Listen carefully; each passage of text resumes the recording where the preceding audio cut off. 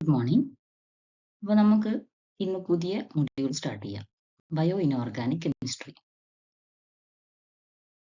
എന്താണ് bio inorganic chemistry?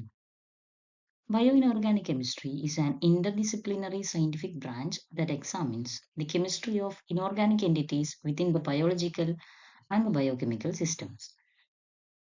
Biological and biochemical സിസ്റ്റങ്ങളിൽ അടങ്ങിയിട്ടുള്ള ഇനോർഗാനിക് മോളിക്യൂൾസിനെ പറ്റിയിട്ടുള്ള കെമിസ്ട്രിയെ കുറിച്ച് പഠിക്കുന്ന ശാസ്ത്രശാഖേനെയാണ് നമ്മൾ ബയോ ഇനോർഗാനിക് കെമിസ്ട്രി എന്ന് പറയുന്നത്.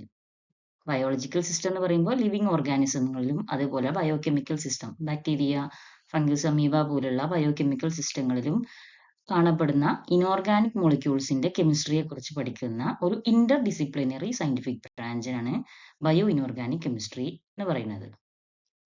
എന്നിവിടെ നമുക്ക് ആദ്യമായിട്ട് പഠിക്കാനുള്ളത് എസെൻഷ്യൽ എലമെന്റ്സിനെ കുറിച്ചിട്ടാണ്. എസെൻഷ്യൽ എലമെന്റ്സ് എന്ന് പറഞ്ഞാൽ the elements that are essential for the maintenance of life in organisms are called essential elements. അതായത് ഒരു ലിവിങ് ഓർഗാനിസത്തിൽ അതിന്റെ ലൈഫ് മെയിൻറ്റെയിൻ ചെയ്യാൻ ആവശ്യമായിട്ടുള്ള എലമെന്റുകളെയാണ് എസെൻഷ്യൽ എലമെന്റ്സ് എന്ന് പറയുന്നത്. 30 എസെൻഷ്യൽ എലമെന്റ്സ് ആണ് ഒരു ലിവിങ് ഓർഗാനിസത്തിൽ ഉണ്ടായിരിക്കുക. ഈ എസെൻഷ്യൽ എലമെന്റ്സിനെ രണ്ടെണ്ണമായിട്ട് ക്ലാസിഫൈ ചെയ്തിട്ടുണ്ട്. ബൾക്ക് എലമെന്റ്സ് ആയിട്ടും ട്രേസ് എലമെന്റ്സ് ആയിട്ടും. അപ്പോൾ ഒരു ലിവിങ് ഓർഗാനിസത്തിൽ അല്ലെങ്കിൽ ഒരു ലിവിങ് ബോഡിയിൽ കാണപ്പെടുന്ന എസെൻഷ്യൽ ആയിട്ട് കാണപ്പെടുന്ന എലമെന്റുകളെയാണ് നമ്മൾ എസെൻഷ്യൽ എലമെന്റ്സ് എന്ന് പറയുന്നത്.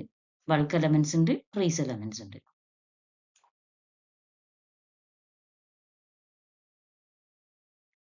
ബൾക്ക് എലമെന്റ്സ് എന്ന് പറഞ്ഞാൽ അതിനെ മാക്രോ ന്യൂട്രിയൻസ് എന്നും പറയപ്പെടുന്നുണ്ട്. നമ്മൾ മാക്രോ എന്നൊക്കെ പറയുമ്പോൾ എന്താണ്, വലിയ അല്ലെ, വലുതിനാണ് നമ്മൾ മാക്രോ എന്ന് പറയുക, മൈക്രോ എന്ന് പറയുന്നത് ചെറുതിന്. അപ്പോൾ ബൾക്ക് എലമെന്റ്സിന് നമ്മൾ മാക്രോ ന്യൂട്രിയൻസ് എന്ന് പറയുന്നുണ്ട്.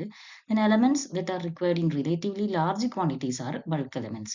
അതായത് റിലേറ്റീവ്ലി ലാർജ് ക്വാണ്ടിറ്റീസിൽ ആവശ്യമായിട്ടുള്ള, അതായത് ഒരുപാട് എമൗണ്ട് ആവശ്യമായിട്ടുള്ള, ഒരു ലിവിങ് ബോഡിക്ക് ഒരുപാട് എമൗണ്ട് ആവശ്യമായിട്ടുള്ള എലമെന്റുകളെയാണ്, കൂടുതൽ എമൗണ്ട് ആവശ്യമായിട്ടുള്ള എലമെന്റുകളെയാണ് ബൾക്ക് എലമെന്റ്സ് എന്ന് പറയുന്നത്. 11 ബൾക്ക് എലമെന്റ്സ് ആണുള്ളത്. Oxygen, carbon, hydrogen, nitrogen, sulphur, phosphorus, sodium, potassium, magnesium, calcium and carbon. ഇങ്ങനെ 11 ബൾക്ക് എലമെന്റ്സ് ആണ് എസെൻഷ്യൽ എലമെന്റ്സിൽ ബൾക്ക് എലമെന്റ്സ് ആയിട്ട് വരുന്നത്. Then trace elements. ട്രേസ് എലമെന്റ്സിനെ മൈക്രോ ന്യൂട്രിയൻസ് എന്ന് പറയുന്നുണ്ട്.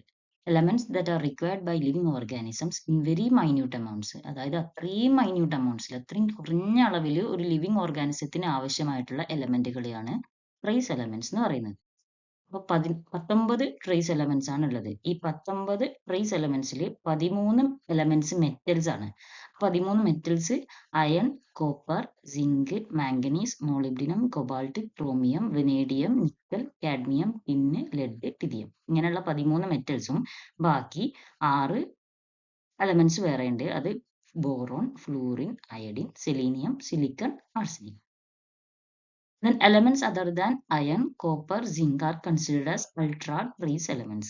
അയണും കോപ്പർ, സിങ്ക്, മേലെ പറഞ്ഞിട്ടുള്ള 13 മെറ്റൽസിൽ അടങ്ങിയിട്ടുള്ള അയൺ, കോപ്പർ, സിങ്ക്, ഈ മൂന്നും അല്ലാത്ത ബാക്കിയുള്ള 16 എലമെന്റ്സിനെ നമ്മൾ അൾട്രാ ട്രേസ് എലമെന്റ്സ് ആയിട്ടാണ് കൺസിഡർ ചെയ്യുന്നത്. അതായത് അത്രയും മൈന്യൂട്ട് ക്വാണ്ടിറ്റീസിലാണ് അവ ആവശ്യമുള്ളത്.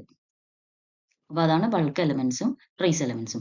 ബൾക്ക് എലമെന്റ്സ് എന്ന് പറഞ്ഞാൽ ലാർജ് ക്വാണ്ടിറ്റീസിൽ ഒരു ലിവിങ് ബോഡിക്ക് അല്ലെങ്കിൽ ലിവിങ് ഓർഗാനിസത്തിന് ആവശ്യമായിട്ടുള്ള എലമെന്റ്സിനെ ബൾക്ക് എലമെന്റ്സ് എന്നും, ട്രേസ് എലമെന്റ്സ് എന്ന് പറയുമ്പോൾ വെരി മൈന്യൂട്ട് എമൗണ്ടിൽ ഒരു ലിവിങ് ഓർഗാനിസത്തിന് ആവശ്യമായിട്ട് വരുന്ന എലമെന്റുകൾ ട്രേസ് എലമെന്റ്സ് എന്നും പറയുന്നു. then അതിന്റെ എക്സാമ്പിളുകൾ ഓർത്തേക്കുക, എത്ര എണ്ണം ഉണ്ടെന്ന് ഓർത്തേക്കുക.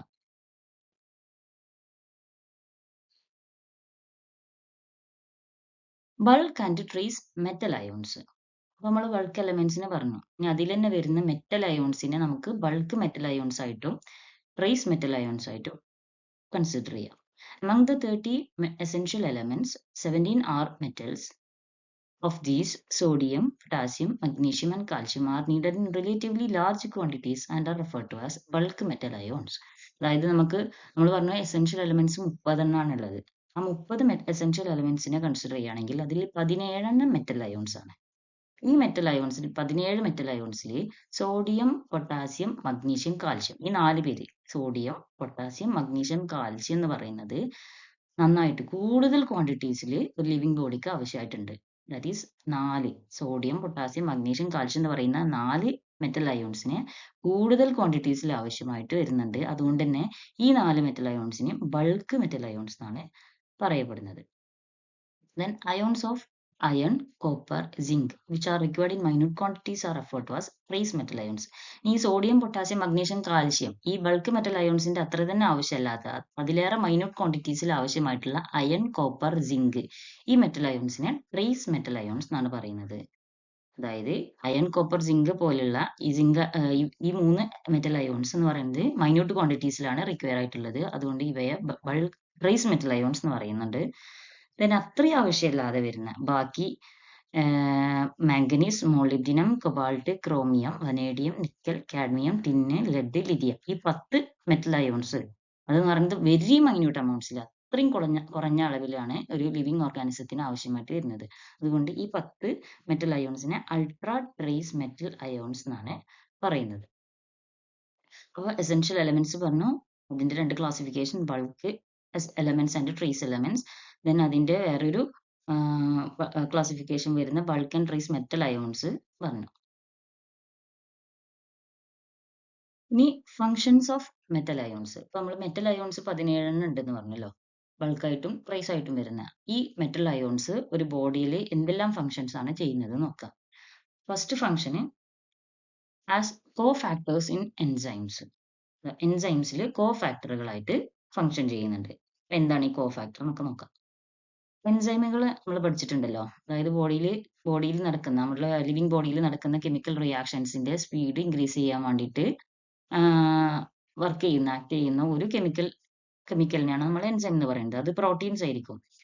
അപ്പോൾ conjugated protein enzymes also known as holoenzyme are those which contain a non-protein portion cofactor attached to the protein portion apoenzyme.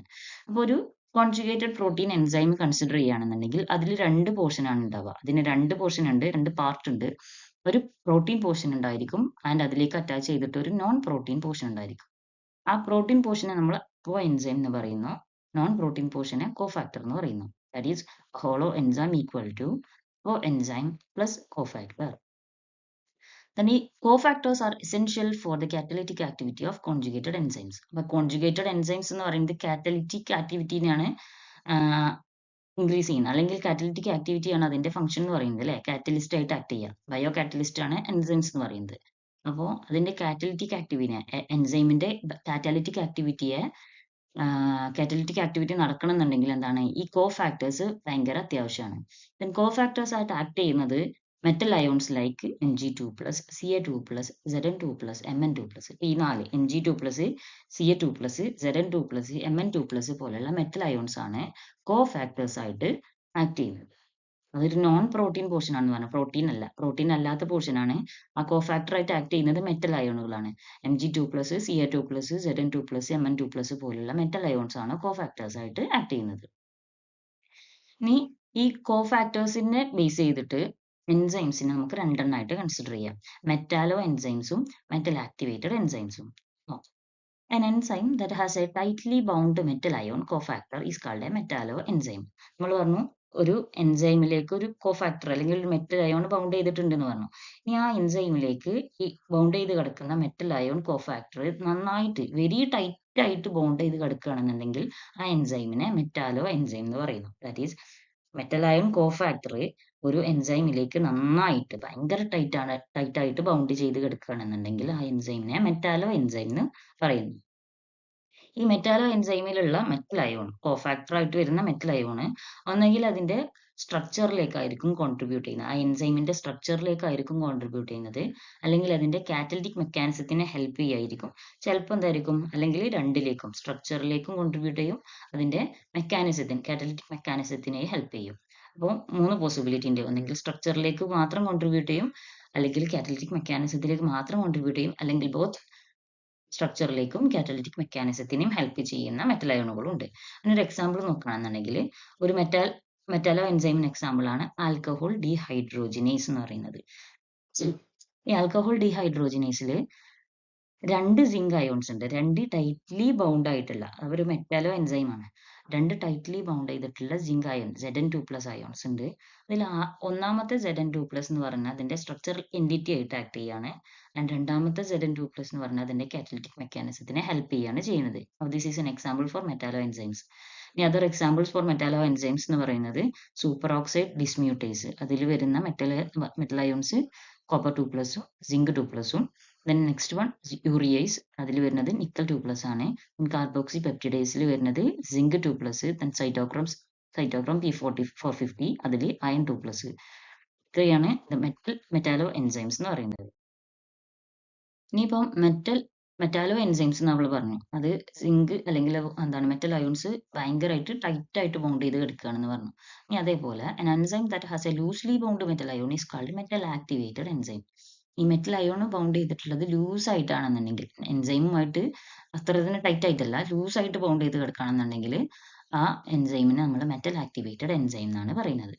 Presence of activator metal ion is required for the enzyme to show catalytic activity. അപ്പോൾ ഈ metal activated എൻസൈമുകളിൽ catalytic activity കാണിക്കണം എന്നുണ്ടെങ്കിൽ ഇതുപോലുള്ള metal ions ഭയങ്കര അത്യാവശ്യമാണ്. ആ metal ion ഇല്ലാന്നുണ്ടെങ്കിൽ അതിന് ആ കാറ്റലിറ്റിക് ആക്ടിവിറ്റി കാണിക്കാൻ പറ്റൂല. Example, phosphofructokinase is an example of metal activated enzyme which catalyzes the reaction between fructose 6-phosphate with the help of Mg2+ ion. ഒരു മെറ്റൽ ആക്ടിവേറ്റഡ് എൻസൈമിന് എക്സാമ്പിൾ ആണ് ഫോസ്ഫോഫ്രക്ടോകൈനേസ് എന്ന് പറയുന്നത്. അതിൽ അടങ്ങിയിട്ടുള്ള കോഫാക്ടർ, ലൂസ്ലി ബൗണ്ട് ചെയ്തിട്ടുള്ള കോഫാക്ടർ അയോൺ എന്ന് പറയുന്നത്, മെറ്റൽ അയോൺ എന്ന് പറയുന്നത് Mg2+ ആണ്. അത് അവിടെ കാറ്റലിറ്റിക് ആക്ടിവിറ്റീനെ ഹെൽപ്പ് ചെയ്യാൻ വേണ്ടിയിട്ട് സഹായിക്കുന്നു. ഫ്രക്ടോസ് 6-ഫോസ്ഫേറ്റിനെ കാറ്റലൈസ് ചെയ്യാൻ വേണ്ടിയിട്ട് സഹായിക്കുന്നുണ്ട്. അപ്പൊ ഇത്രയാണ് എന്ത് കോഫാക്ടർ ആയിട്ട് മെറ്റൽ അയോൺസിന്റെ ഫങ്ഷൻസ് എന്ന് പറയുന്നത്. ദെൻ സെക്കൻഡ് ഫംഗ്ഷൻ ആണ് സ്ട്രക്ചറൽ എൻറ്റിറ്റീസ്. ഇപ്പൊ നമ്മൾ തന്നെ നമ്മുടെ ബോഡിയിലൊക്കെ കൺസിഡർ ചെയ്താൽ നമ്മൾ പല്ല്, എല്ല് എന്നൊക്കെ പറയുന്നത് എന്താണ്, കാൽസ്യം കൊണ്ട് ഉണ്ടാക്കിയിട്ടുള്ളതാണ്. കാൽസ്യം എന്ന് പറയുന്നത് ഒരു മെറ്റൽ അയോൺ ആണ്. അങ്ങനെ ബയോളജിക്കൽ സിസ്റ്റങ്ങളിൽ സ്ട്രക്ചറൽ എൻറ്റിറ്റീസ് ആയിട്ട് ഒരുപാട് മെറ്റൽ അയോൺസ് വർക്ക് ചെയ്യുന്നുണ്ട്. അതിന് example calcium is present in bones and teeth, അല്ലെ, പല്ലിലും എല്ലിലും ഒക്കെ എന്താണ് കാൽസ്യം അടങ്ങിയിട്ടുണ്ട്. അതേപോലെ അയൺ സൾഫർ ക്ലസ്റ്റേഴ്സിൽ എന്താണ് അയൺ അടങ്ങിയിട്ടുണ്ട്. നമുക്കറിയാം ഈ പച്ച ഇലകളിലൊക്കെ എന്താണ് ക്ലോറോഫിൽ എന്ന് പറഞ്ഞിട്ട് ഒരു പിഗ്മെന്റ് ഉണ്ടല്ലേ, ഫോട്ടോസിന്തസിസിനെ സഹായിക്കുന്ന പിഗ്മെന്റ് ആണ് ക്ലോറോഫിൽ. ആ ക്ലോറോഫിലിൽ അതിന്റെ സ്ട്രക്ചർ ആയിട്ട് വരുന്നത് മഗ്നീഷ്യം, സ്ട്രക്ചറിൽ ഇൻവോൾവ് ചെയ്തിട്ടുണ്ട് മഗ്നീഷ്യം എന്ന് പറഞ്ഞ metal ion. The next function in the control of metabolic pathways and other mechanisms. മെറ്റബോളിസത്തിനെ കൺട്രോൾ ചെയ്യാൻ വേണ്ടിയിട്ട് ഒരുപാട് മെറ്റൽ അയോൺസ് ഫംഗ്ഷൻ ചെയ്യുന്നുണ്ട്. Example, copper involves in the proper metabolism of proteins, in the construction of hair and muscles, in the formation of RBC. അതായത് RBC ഫോർമേഷനും വേണ്ടിയിട്ടും അതേപോലെ ഹെയറിന്റെയും മസിൽസിന്റെ ഒക്കെ കൺസ്ട്രക്ഷനിലും പ്രോട്ടീൻസിന്റെ മെറ്റബോളിസത്തിനൊക്കെ involve ചെയ്യുന്ന ആളാണ് copper ion. Then chromium helps in the utilization and control of carbohydrates and proteins. കാർബോഹൈഡ്രേറ്റ്സിന്റെയും പ്രോട്ടീൻസിനെയൊക്കെ utilise ചെയ്യുന്നതിനും അതേപോലെ അതിന്റെയൊക്കെ അളവ് കൺട്രോൾ ചെയ്യാനൊക്കെ ക്രോമിയം ഹെൽപ്പ് ചെയ്യുന്നുണ്ട്. Then manganese is important in protein metabolism, control the oxygen release by photosynthesis, photosystem 2. മാംഗനീസിന്റെ functions എന്ന് പറയുന്നത് എന്താണ്, പ്രോട്ടീൻ മെറ്റബോളിസത്തിനെ കൺട്രോൾ ചെയ്യുക അല്ലെങ്കിൽ അതിനെ ഹെൽപ്പ് ചെയ്യുക. ദെൻ ഓക്സിജൻ റിലീസ്, ഫോട്ടോസിന്തസിസിൽ ഓക്സിജൻ റിലീസ് നടക്കുന്നുണ്ട്. അപ്പോൾ ആ ഓക്സിജൻ റിലീസിനെ കൺട്രോൾ ചെയ്യുന്നതിനും മാംഗനീസ് ഒരു ഇമ്പോർട്ടൻ്റ് ആയിട്ടുള്ള ഫങ്ഷൻ ചെയ്യുന്നുണ്ട്. ദെൻ ആസ് ഓക്സിജൻ കാരിയേഴ്സ് അല്ലേ, നമ്മളെ ബ്ലഡ് ആണ് എന്ത് ഓക്സിജൻ ക്യാരി ചെയ്തിട്ട് ലിവിങ് ടിഷ്യൂസിൽ ഒക്കെ എത്തിക്കുന്നത്. അങ്ങനെ ഓക്സിജൻ എത്തിയാൽ മാത്രമേ സെൽസ് ഒക്കെ വർക്ക് ചെയ്യുള്ളൂ. അപ്പൊ അങ്ങനെ ഓക്സിജൻ കാരിയേഴ്സ് ആയിട്ട് ആക്ട് ചെയ്യുന്ന മെറ്റലാണ് അയൺ എന്ന് പറയുന്നത്. മെറ്റൽ അയോൺ എന്താണ്, അയൺ എന്ന് പറയുന്നിട്ടുള്ള അയോൺ ആണ് ഇത് ഓക്സിജൻ കാരിയർ ആയിട്ട് ആക്ട് ചെയ്യുന്നത്. നമ്മളെ ബോഡിയിലുള്ള ബ്ലഡിൽ എന്താണ് ഹീമോഗ്ലോബിൻ എന്ന് പറഞ്ഞിട്ട് ഒരു പ്രോട്ടീൻ ഉണ്ട്. ഹീമോഗ്ലോബിൻ എന്ന് പറഞ്ഞിട്ടുള്ള ഒരു പ്രോട്ടീൻ ഉണ്ട്. ആ ഹീമോഗ്ലോബിനിൽ എന്താണ് അയൺ ബൈൻഡ് ചെയ്ത് കിടക്കുന്നുണ്ട്. ആ അയൺ ആണ് എന്ത് ഓക്സിജനെ ക്യാരി ചെയ്തിട്ട് ബ്ലഡിലൂടെ നമ്മുടെ ബോഡിയിലുള്ള പല പല ടിഷ്യൂസിലും സെല്ലുകളിലേക്ക് ഓക്സിജൻ എത്തിക്കുന്നത്. അത് മാമൽസിൽ ഹീമോഗ്ലോബിൻ ആണ്. അതേപോലെ മറൈൻ ഇൻവെർട്ടിബ്രേറ്റ്സിൽ ഈ ഹീമോഗ്ലോബിന്റെ അതേ ഫംഗ്ഷൻ ചെയ്യുന്നത് ഹീമെറിത്രിൻ എന്ന് പറഞ്ഞിട്ടുള്ള ഒരു പ്രോട്ടീൻ ആണ്. അതിലും എന്താണ് അയൺ ആണ് ഓക്സിജൻ കാരിയർ ആയിട്ട് ആക്ട് ചെയ്യുന്നത്. ആൻഡ് ഫൈനലി ഫിഫ്ത്ത് ഫംഗ്ഷൻ എന്ന് പറയുന്നത് maintenance of osmotic pressure and pH regulatory action. Osmotic pressure pH ഒക്കെ മെയിൻറ്റെയിൻ ചെയ്യുന്നതിന് വേണ്ടിയിട്ടൊക്കെ ഒരുപാട് മെറ്റൽ അയോൺസ് ഫങ്ഷൻ ചെയ്യുന്നുണ്ട്. Sodium, potassium, calcium and magnesium maintain the gradient across the cell membrane. Cell membrane across ആയിട്ടുള്ള ഗ്രേഡിയന്റുകൾ maintain ചെയ്യുന്നതിനും അതേപോലെയുള്ള osmotic pressure pH പോലുള്ള കാര്യങ്ങളൊക്കെ മെയിൻറ്റെയിൻ ചെയ്യാൻ വേണ്ടിയിട്ട് ഈ sodium, potassium, calcium and magnesium പോലുള്ള മെറ്റൽ അയോൺസ് ഫങ്ഷൻ ചെയ്യുന്നുണ്ട്. അപ്പോൾ ഈ വീഡിയോയിൽ ഇത്രയും കാര്യങ്ങളാണ് പറയുന്നത്. ഇൻട്രൊഡക്ടറി പാർട്ട്, ബയോ ഇനോർഗാനിക് കെമിസ്ട്രിയിലെ ഇൻട്രൊഡക്ടറി പാർട്ടാണ് ഈ വീഡിയോയിൽ പറയുന്നത്. അതിൽ ആദ്യം നമ്മൾ എന്താണ് എസെൻഷ്യൽ എലമെന്റ്സിനെ കുറിച്ച് പറഞ്ഞു, അതിന്റെ 2 ക്ലാസിഫിക്കേഷൻ പറഞ്ഞു, then അതിന്റെ ഫങ്ഷൻസ് പറഞ്ഞു. ഇത്രയും ക്ലിയർ ആയിട്ടുണ്ടെന്ന് വിശ്വസിക്കുന്നു. Thank you.